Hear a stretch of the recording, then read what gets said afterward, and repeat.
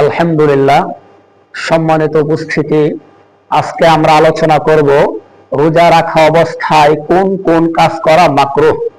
1 number মাকরুহ হচ্ছে রোজা রেখে কোনো কিছুর স্বাদ গ্রহণ করা।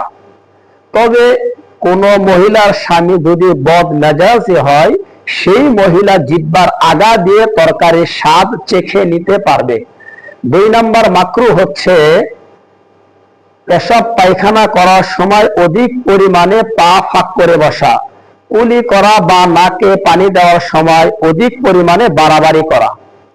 3 নাম্বার মাকরুহ হচ্ছে গীবত করা, মিথ্যা বলা, গালিগালাজ করা। 4 নাম্বার মাকরুহ হচ্ছে অস্থিরতা এবং অস্বস্তি প্রকাশ করা।